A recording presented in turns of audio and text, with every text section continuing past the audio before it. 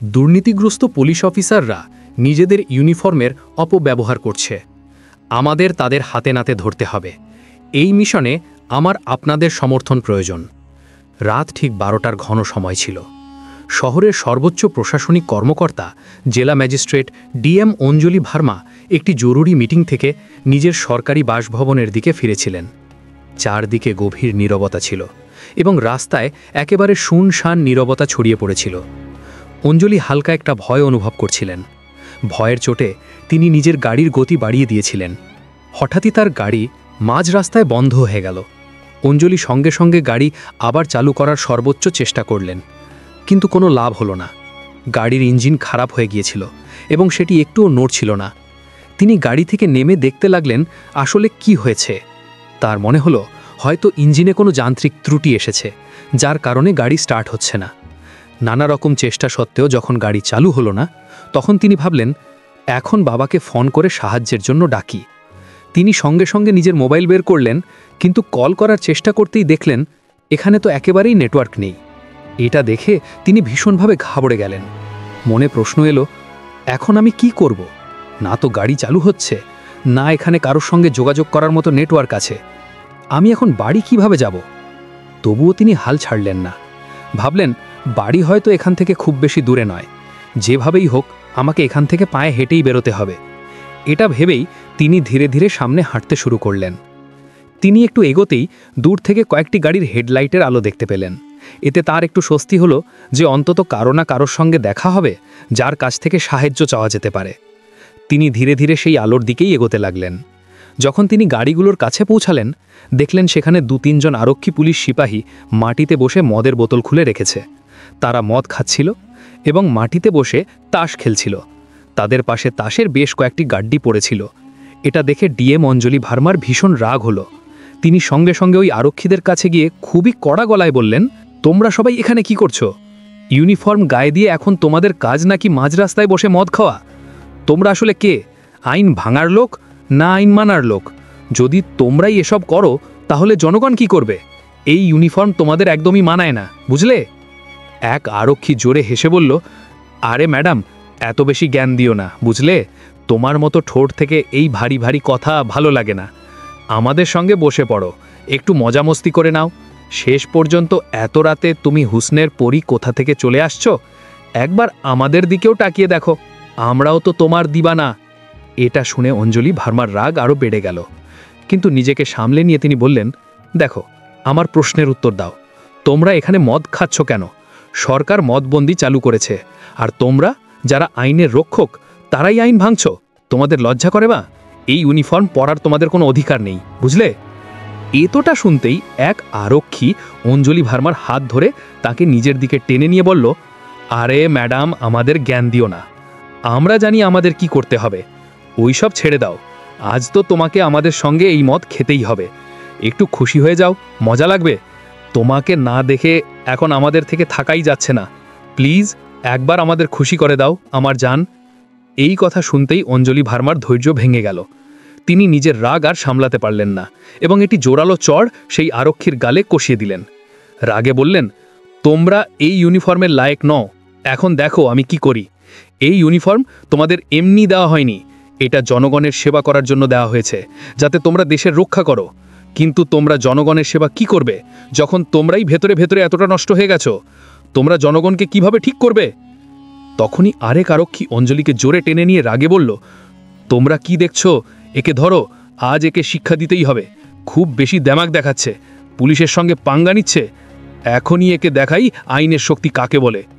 সে অঞ্জলিকে শক্ত করে চেপে ধরল। কিন্তু ডিএম অঞ্জলি ভার্মা কোনো সাধারণ মেয়ে ছিলেন না। তিনি এক ঝটকায় নিজেকে ছাড়িয়ে নিলেন। তবে তার মনে ভয়ের কাঁপুনি ঢুকে গিয়েছিল। তিনি বুঝতে পারছিলেন না এখন কি করবেন। না তো তিনি ঠিকমতো দৌড়ে পালাতে পারছিলেন, না কাউকে সাহায্যের জন্য ডাকতে পারছিলেন। ওই আরক্ষীদের নোংরা ইচ্ছে দেখে স্পষ্টই বোঝা যাচ্ছিল এখন তার বেঁচে যাওয়া ভীষণ কঠিন হতে চলেছে। তারপর ডিএম অঞ্জলি ভার্মা গর্জে উঠলেন, আমি এই জেলার, আমি তোমাদের 5 জনকে এই মুহূর্তেই নিলম্বিত করতে পারি এবং কালই পুলিশ সুপারিনটেন্ডেন্ট এসপি মহাশয়ের সঙ্গে কথা বলে তোমাদের সবাইকে নিলম্বিত করিয়েই ছাড়ব, বুঝলে? এটা শুনে আরক্ষীরা জোরে জোরে হেসে উঠল এবং তারা আবার অঞ্জলিকে ধরে ফেলল। অঞ্জলির ভেতরে ভয়ের আসন আরও গভীর হয়ে গেল। তিনি বুঝতে পারছিলেন না এখন কি করবেন। তারপর তিনি ভীষণ জোর লাগালেন, নিজেদের কবল থেকে নিজেকে ছাড়িয়ে দ্রুত দৌড়ে পালাতে শুরু করলেন। মনে শুধু একটাই ভাবনা ঘুরছিল, যদি তিনি পালাতে না পারেন এবং এখানে ফেসে যান, তাহলে এরা তার সঙ্গে কি না করতে পারে। কারণ সব আরক্ষী পুরো নেশায় চুর এবং তাদের মনোভাব একেবারেই ভালো লাগছিল না। অঞ্জলি খুব দ্রুত গতিতে দৌড়াচ্ছিলেন। ওই 5 জন আরক্ষীও তার পেছনে দৌড়াতে লাগলো। দৌড়তে দৌড়তে এক আরক্ষী অঞ্জলিকে ধরে ফেলল। রাগে সে অঞ্জলির গালে আর একটা থাপ্পড় কষিয়ে দিল। তোর এত হিম্মত যে এখান থেকে পালিয়ে যাবি? আগে আমাদের খুশি কর, তারপর কোথাও যাওয়ার কথা ভাববি, বুঝলি? আমরা তোকে কোথাও যেতে দেব না। যদি আজ তোকে ছেড়ে দিই, তাহলে এমন হুসনের পরি আর কোথায় পাবো? বেশি নখরা দেখাস না, যা আমরা বলছি তাই কর। অঞ্জলি ভয়ে কাঁপছিলেন। তিনি বললেন, তোমরা নেশায় চুর হয়ে গেছো, তাই বুঝতে পারছো না কি করছো। তোমরা খুব অনুতপ্ত হবে। আমাকে এখান থেকে যেতে দাও, না হলে তোমাদের কি পরিণতি হবে তোমরা কল্পনাও করতে পারবে না। আমি সত্যি বলছি, আমাকে ছেড়ে দাও। আমি এই জেলার ডিএম এবং তোমরা যা করছো তা ভীষণ ভুল। এমন অবস্থা হবে তোমাদের যে তোমরা শান্তিতে ঘুমোতেও পারবে না। ভালো হবে আমাকে এখানেই ছেড়ে দাও। কিন্তু তারা কেউই কিছু বুঝতে চাইছিল না। তাদের মাথায় তখন একটাই চিন্তা, মেয়েটাকে দেখে তারা পাগল প্রায় হয়ে গিয়েছিল। তাদের চোখে কিছুই ঠিকঠাক দেখা যাচ্ছিল না। এক আরক্ষী হেসে বলল, এই মেয়েটা নিজেকে জেলা ম্যাজিস্ট্রেট মনে করছে। জেলা ম্যাজিস্ট্রেট বলতে কি বোঝায় জানিস তুই? তোকে দেখে তো একবারের জন্যও মনে হচ্ছে না যে তুই ডিএম। অত বেশি চালাকি দেখাবি না, বুঝলি? যা আমরা বলছি তাই কর। অঞ্জলি ভেতরে ভেতরে ভেঙে পড়ছিলেন। তিনি ভাবছিলেন, যদি এখনই পালাতে না পারেন এবং এখানে ফেসে যান, তাহলে এরা তার সঙ্গে যে কোনো রকম অন্যায় করতে পারে। অথচ পালানোও সম্ভব হচ্ছে বলে মনে হচ্ছিল না। তারপর তিনি সাহস জোগাড় করলেন। এক আরক্ষীর কাছ থেকে তার বন্দুক কেড়ে নিয়ে 4 জনের দিকে সেই বন্দুক তাক করে তাদের ভয় দেখিয়ে সেখান থেকে দৌড়ে বেরিয়ে এলেন। ভয়ে সব আরক্ষী সেখানেই থেমে গেল। কেউই তার পেছনে দৌড়ালো না। সবার মনে ভয় ঢুকে গিয়েছিল, যদি গুলি চলেই যায়। পরের দিন সকাল হলো। ডিএম অঞ্জলি ভার্মা ভাবতে লাগলেন, এখন কি করা যায়। তারপর তার মাথায় একটা উপায় এলো এবং তিনি সরাসরি পুলিশ অধীক্ষক এসপি অফিসে পৌঁছালেন। সেখানে গিয়ে তিনি ওই 5 জন আরক্ষীর বিরুদ্ধে রিপোর্ট নথিভুক্ত করার অনুরোধ করলেন এবং তাদের নিলম্বিত করার দাবি করলেন। কিন্তু কোনো পদাধিকারীকে যথেষ্ট প্রমাণ ছাড়া নিলম্বিত করা যায় না। এসএসপি রাজেশ সিং বললেন, ম্যাডাম, আমি আপনার কথার সঙ্গে একমত, কিন্তু আমরা কোনো দৃঢ় প্রমাণ ছাড়া কোনো ধরনের কার্যবাহী করতে পারি না। আমি আপনাকে অনুরোধ করছি, আপনি তাদের বিরুদ্ধে কিছু প্রমাণ আনুন, তারপরই আমি এই মামলাটাকে এগিয়ে নিয়ে যেতে পারবো। অঞ্জলি দুশ্চিন্তায় পড়ে গেলেন যে এখন আর কি করা যায়। কথাটা সত্যিই ঠিক ছিল যে কোনো প্রমাণ ছাড়া কাউকে নিলম্বিত করা কঠিন। তিনি তৎক্ষণাৎ বাড়ি পৌঁছে কিছুক্ষণ ঘুমালেন। তারপর তার মাথায় একটা পরিকল্পনা এলো এবং তিনি সরাসরি সেই থানায় পৌঁছালেন যেখানে ওই 5 জন আরক্ষী নিয়োজিত ছিল। থানায় গিয়ে তিনি দেখলেন যে ইন্সপেক্টর সুরজ সিং ডেস্কে বসে আছেন। ইন্সপেক্টর ডিএম অঞ্জলি ভার্মাকে চিনতে চেষ্টা করলেন না। তার মনে হলো এ কোনো গ্রামের সাধারণ মহিলা হতে পারে, কারণ তিনি শাড়ি পরে এসেছেন। অঞ্জলি ইন্সপেক্টরের কাছে গিয়ে বললেন, স্যার, আমাকে একটি রিপোর্ট লিখাতে হবে। এটা শুনতেই ইন্সপেক্টর হেসে উঠল এবং বলল, রিপোর্ট লিখাতে হবে? তোমার কাছে টাকা আছে? রিপোর্ট লিখাতে 80 টাকা লাগে, টাকা বের করো, লিখে দেব। এটা শুনে অঞ্জলির মাথা ঘুরে গেল।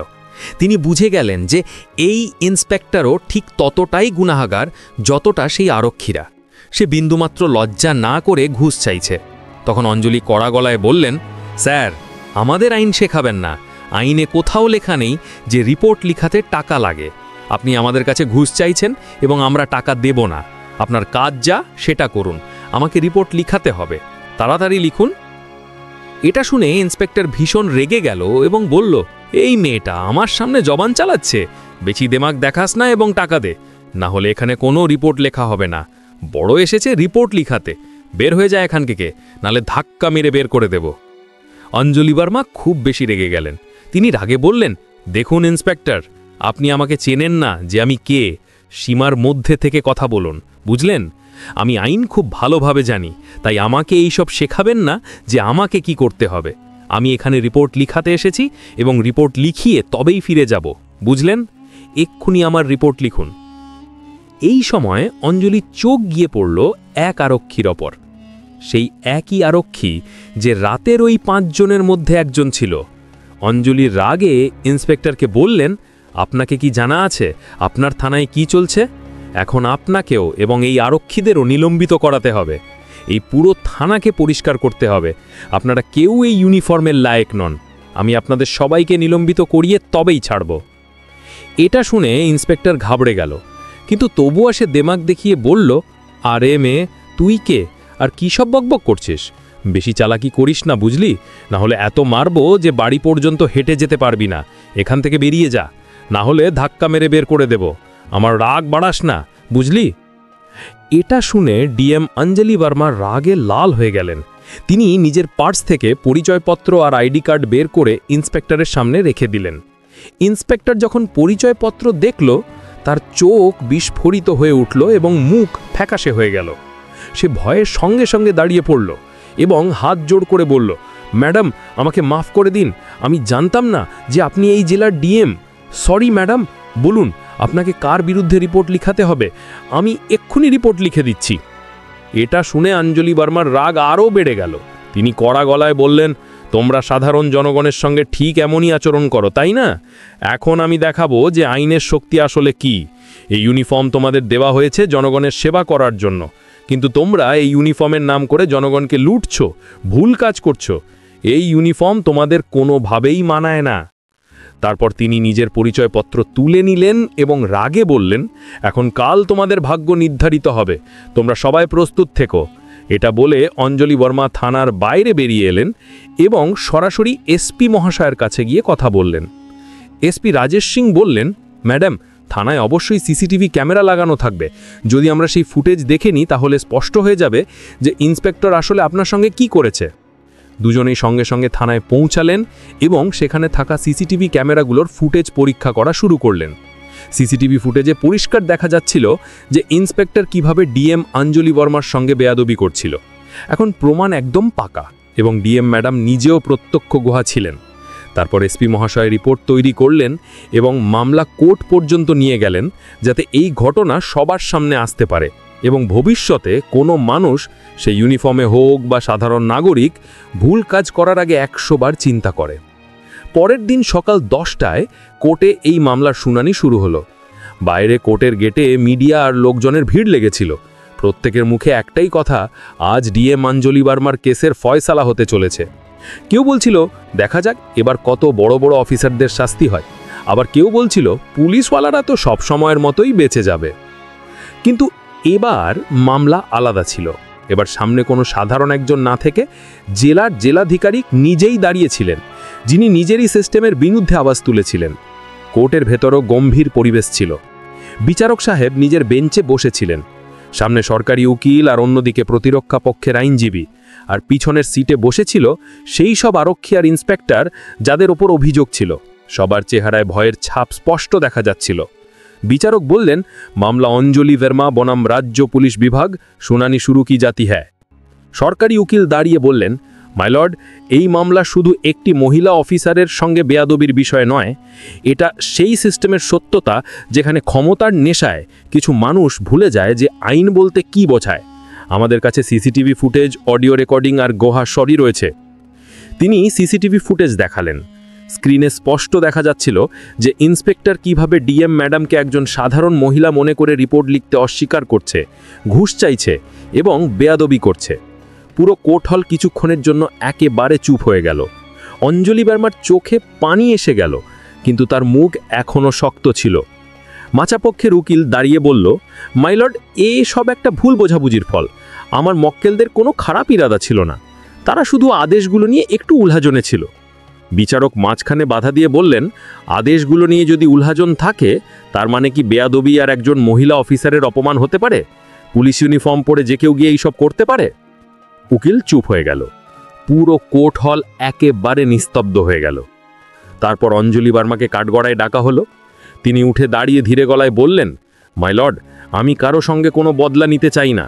আমি শুধু এইটুকু চাই যে যে কেউ ইউনিফর্ম পরুক না কেন, এই কথাটা মনে রাখুক যে ইউনিফর্ম সম্মানের নিশানি, শক্তির নয়। আমি ভয় পেতাম, কিন্তু যদি আমি চুপ থেকে যেতাম তাহলে আগামীর মহিলারা সব সময় ভয় পেয়ে চুপ করেই চলে যেত। বিচারক সাহেব গভীরভাবে অঞ্জলির কথা শুনলেন। কোর্টে বসে থাকা লোকজনও আবেগে ভেসে গেল। সরকারি উকিল আবার বলল, মাই লর্ড, এই মামলাটি শুধু ডিএমের নয়, এটি এমন প্রত্যেক মানুষের মামলা যারা নিজের অধিকারের কথা জানার পরেও ভুল কাজ করা লোকের ভয়ে চুপ থাকে। যদি আজ এদের শাস্তি না হয়, তাহলে কাল আবার কোনো ডিএম, কোনো সাধারণ মহিলা বা কোনো গরিব মানুষকে এইভাবে বেইজ্জত করা হবে। প্রায় 2 ঘন্টা ধরে শুনানি চলল। প্রতিটি প্রমাণ আর গোহাইর বয়ানের পর এটা একেবারে পরিষ্কার হয়ে গেল যে ইন্সপেক্টর আর আরক্ষীরা শুধু মদের নেশায় ডিএম ম্যাডামের সঙ্গে বেয়াদবি করেনি, বরং নিজেদের পদ অপব্যবহারও করেছে। শেষে বিচারক ফয়সালা পড়া শুরু করলেন। বিচারক বললেন, কোর্ট প্রমাণ আর গোহাইর কথা বিবেচনা করে এই সিদ্ধান্তে এসে পৌঁছেছে যে অভিযুক্ত ইন্সপেক্টর আর 5 আরক্ষী নিজেদের কর্তব্যের মর্যাদা ভেঙে ফেলেছে। তাদের তাৎক্ষণিকভাবে নিলম্বিত করা হলো এবং দুর্নীতি, দুরাচার আর পদ দুর্ব্যবহারের অভিযোগে 3 বছর পর্যন্ত কড়া সাজার আদেশ দেওয়া হচ্ছে। বিচারকের কণ্ঠ কোর্ট হল ভিন্দুরে গুঞ্জন তুলল। কোর্ট তাদের জেলে পাঠানোর আদেশ দিচ্ছে। এতটুকু শুনেই কোর্ট হলের ভেতরে হালকা হইচই শুরু হয়ে গেল। মিডিয়ার লোকজন বাইরে খবর দেওয়ার জন্য দৌড়াতে লাগলো। কিছু পুলিশ যারা আগেই অপরাধীদের সঙ্গে কাজ করেছে, তারা নিজেদের চোখ নিচু করে নিল। ওই 6 অপরাধীকে হাওয়ালাতের দিকে নিয়ে যাওয়া হলো। তাদের চেহারা এখন আর অহংকার ছিল না, ছিল শুধু লজ্জা। বাইরে কোর্টের গেটের সামনে লোকজন তালি বাজাতে লাগলো। অনেক মহিলারা বললেন, কমসে কম এক তো আওয়াজ উঠেছে, যে আওয়াজ ইনসাফ পর্যন্ত পৌঁছে গেছে। অঞ্জলি বর্মা ধীরে ধীরে বাইরে বেরোলেন। মিডিয়ার লোকেরা মাইক নিয়ে ছুটে গেল, ম্যাডাম আপনার কেমন লাগছে? অঞ্জলি শুধু হেসে বললেন, আমার শুধু এটাই মনে হচ্ছে যে আইন এখনো জিন্দা আছে। তিনি নিজের গাড়িতে গিয়ে বসলেন এবং গাড়ি ধীরে ধীরে চলে গেল। পেছনে রয়ে গেল একটা সবক, যে যখন কোনো মহিলা নিজের সত্য আর হিম্মত নিয়ে দাঁড়িয়ে যায়, তখন পুরো সিস্টেমকে ঝুঁকতে হয়। থানায় পরের দিনই নতুন স্টাফ লাগানো হলো। এসপি নিজেই ইন্সপেকশন করতে এসে বললেন, এখন থেকে এই থানা আইনের প্রতীক হবে, ভয়ের নয়। জেলার লোকজন একটু স্বস্তির নিঃশ্বাস ফেলল। প্রত্যেক জায়গায় একটাই আলোচনা চলছিল যে ডিএম অঞ্জলি বর্মা যা করেছেন তা শুধু নিজের জন্য নয়, প্রতিটি ইনসাফ চাওয়া মানুষের জন্য করেছেন। বন্ধুরা, যদি আপনাদের এই গল্পটি দিলকে ছুঁয়ে যায়, যদি আপনাদের মনে হয় যে সত্যের জয় জরুরি, তাহলে একটি লাইকের তো দাবি থাকে। আপনাদের প্রতিটি লাইক আমাদের নতুন নতুন গল্প আনার শক্তি দেয়। আর হ্যাঁ, চ্যানেলটি সাবস্ক্রাইব করতে ভুলবেন না।